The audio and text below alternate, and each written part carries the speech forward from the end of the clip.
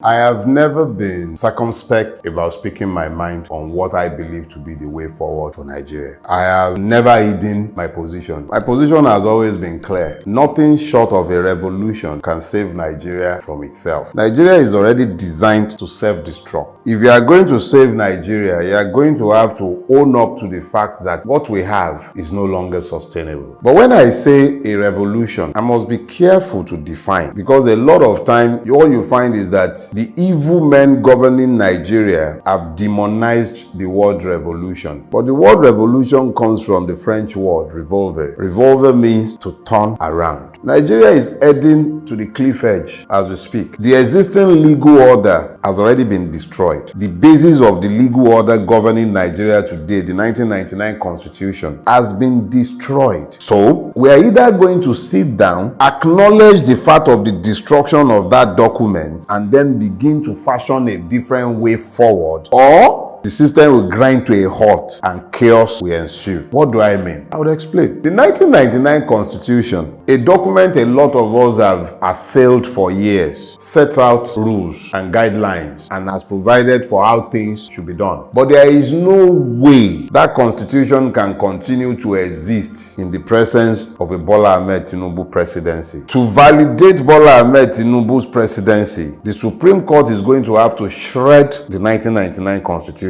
and by affirming the heresy that came out of the Presidential Election Petition Tribunal. If the Supreme Court proceeds to validate that judgment, what you then find is that it would have opened the Pandora box for the destruction of the 1999 Constitution. It might take a day, it might take a year, it might take 2 years, but that constitution effectively dies. They might enforce his death and continue to pretend that we still have a constitution and a democracy by sheer force of arms. It might be that those of us who desire a revolution might mismanage the movement, and then it turns into chaos simply because we fail to act or we act wrongly. But the fact of the matter is that you cannot sustain the lies of a constitutional democracy predicated on the 1999 Constitution and still have a Bola Ahmed Tinubu presidency. A Bola Ahmed Tinubu presidency means that we have 37 states. A Bola Ahmed Tinubu presidency validated by the Supreme Court means that it does not matter if you are a crook or a criminal, you can be our president. A Bola Ahmed Tinubu presidency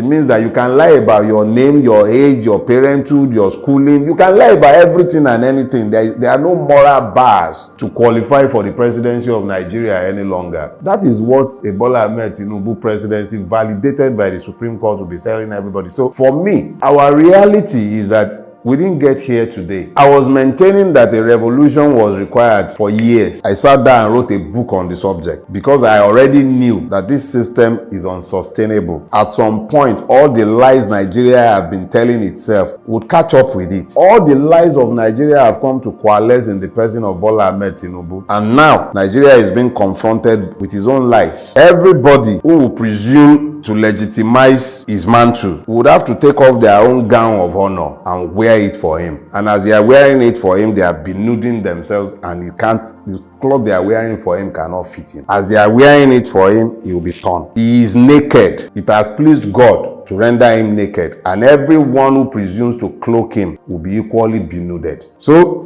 if they like, let them come to the knowledge of the fact that it is in the hand. That revolution can begin in the Supreme Court. The Supreme Court can do something it has never done before, at least in recent times, which is to give justice. You think it will do that? It is entirely in their hands to do it or refuse to do it. That's their business. I'm not. Let's be clear. If that doesn't happen, it's up to the Nigerian people. But my own position is the same thing that I'm saying here and now. I didn't start saying this today, but I do remember that when they offered beavers and the amendment to the Electoral Act, some of us were front and central in telling the people, go and register. Let's register to vote. Let them refuse to honor the legitimacy of our vote. We will go to court. Before there was a Peter Obi, he's there. It's an imperative of the Nigerian Revolution. It was always there that the only way we could galvanize the people generally would have to be that we took advantage of the electoral route, took advantage of the judicial route, and all failed. Because you really cannot galvanize the people to act the way they need to act in relation to the Nigerian situation if you do not strip the entire system naked in front of the people.